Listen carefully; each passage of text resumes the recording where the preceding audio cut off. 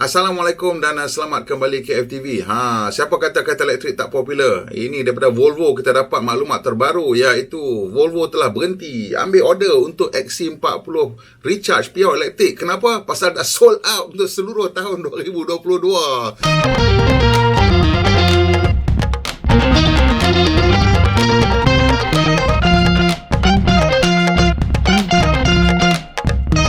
Jadi dikatakan Volvo Malaysia telah menerima lebih 400 tempahan untuk XC40 pure elektrik mereka. Jadi setakat bulan Mei ni mereka telah menyerahkan 120 unit kereta tersebut kepada pembeli. Dan jumlah yang mereka cadang untuk bina untuk tahun ni saya rasa sekitar 400-500 unit lah kot mungkin kan. Sebab kita dah memang jangkakan lah kereta ni kemungkinan besar dia orang akan buat mungkin dalam 50 unit sebulan. Pasal dalam angka tersebut ialah angka yang agak konservatif tapi agak okey juga. Kalau kita bayangkan daripada bulan 4, 5, 6, 7, 8, 9, 10, 11, 12. Kalau kata 50 unit sebulan, dalam 450 unit yang dia orang boleh buat setahun. Jadi maksudnya bila dia kata dah melebihi 400 order tu, kereta dah sold out. Memang dah tak ada kereta lagi. Jadi ini satu berita yang agak mengejutkan juga. Walaupun saya optimistik dengan perkembangan pasaran kereta elektrik, tapi saya tidak menjangkakan kereta tersebut akan sold out lah. Sampai habis tak ada kereta untuk tahun ni. Jadi dikatakan mereka akan buka balik tempahan untuk model tahun 2023. Saya kira bila mereka dah dapat maklumat lah yang lebih lanjut mengenai produk tersebut. Saya rasa dia orang dah order dia punya KD pack ni untuk tahun ini dan dah tak boleh nak order lagi lah daripada Volvo untuk seterusnya lah, untuk tak boleh main tambah-tambah aja. Dan untuk model tahun 2023 mungkin dia belum pasti lagi apakah perubahan spesifikasi yang akan ada pada kereta tersebut. Jadi ini menyebabkan mereka mungkin terpaksa menunggulah maklumat-maklumat terbaru mengenai bateri ke, bateri size ke, teknologi baru yang ada pada kereta ke, dan yang lebih penting lagi ialah harga lah. Sebab sekarang ni apa yang berlaku ialah perubahan harga untuk bahan mentah bateri sedang agak bergolak. Jadi harga lithium dah naik mendadak dan ni katakan mungkin akan turun, dan mungkin bahan-bahan lain nikel, manganese, kobalt juga sedang harganya bergelora bergolak-golak. Jadi banyak syarikat kereta yang juga mengambil keputusan untuk memberhentikan tempahan. Sebagai contohnya, Nissan juga telah berhenti mengambil tempahan untuk dia punya model Ariya di pasaran Amerika Syarikat kerana dia orang juga tidak pasti bila boleh menyerahkan kereta kepada pembeli yang sudah pun menempah. Masalah-masalah tempahan ni juga berlaku kepada Ford. Dia dah berhenti ambil order untuk dia punya F-150 Lightning, dan of course Tesla juga telah berhenti ambil order untuk beberapa model yang popular kerana dia tak boleh pasti bila dia boleh dihantar kereta tu.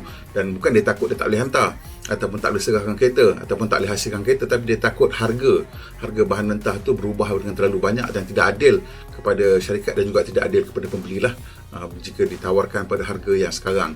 Menurut Tesla, dia orang punya order dia akan berhenti kalau waiting list tu dah dekat setahun ataupun lebih pada setahun. Ini kerana dia orang tak dapat pastikan dengan punya material cost moving forward jauh macam tu into the future.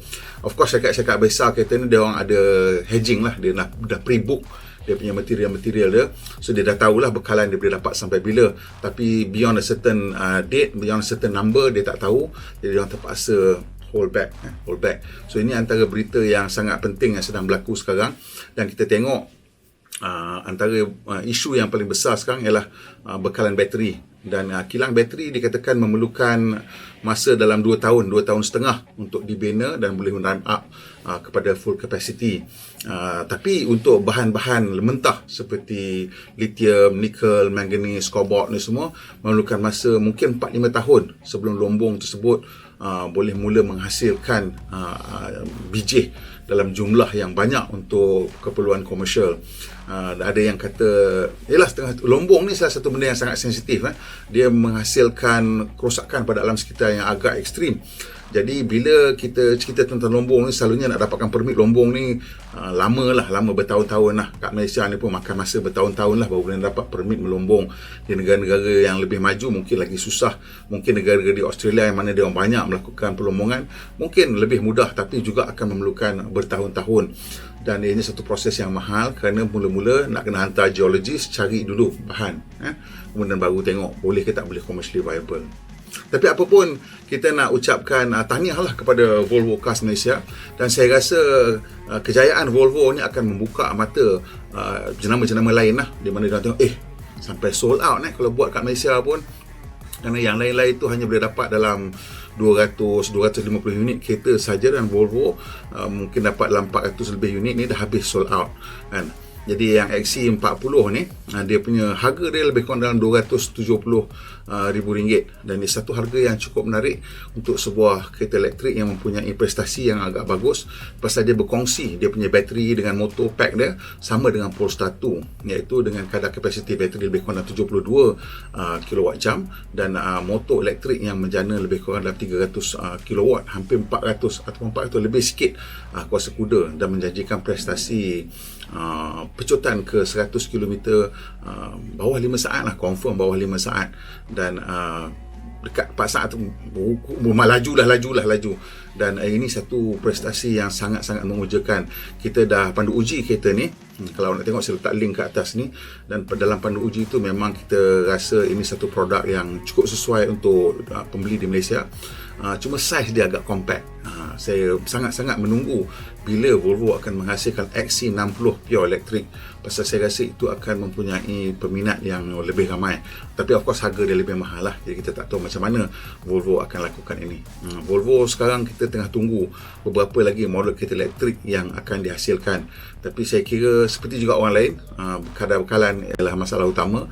Jadi mungkin mereka lebih berhati-hatilah dalam menghasilkan kereta terbaru, dan kereta-kereta terbaru mereka dikatakan akan menggunakan juga mega casting ataupun giga casting bagi mengurangkan kos dan juga untuk menghasilkan kereta yang lebih kukuh.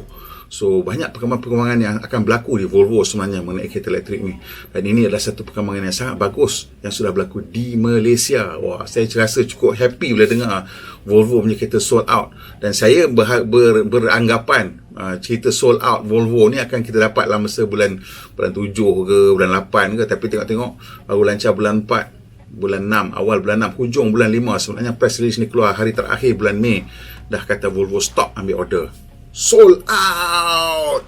Okay, sampai saja video kita kali ini. Kalau suka, tekan butang like dan kongsikan dengan kawan-kawan, dan kalau boleh tolong saya sikit tekan butang loceng dan juga tekan butang subscribe supaya bantu saya dapat 100,000 subscriber sebelum hujung tahun ni, dan tekan butang loceng tu supaya tak ketinggalan bila kita naik video terbaru. Pemandu Malaysia, pemandu yang berhemah, kita jumpa lagi insya-Allah.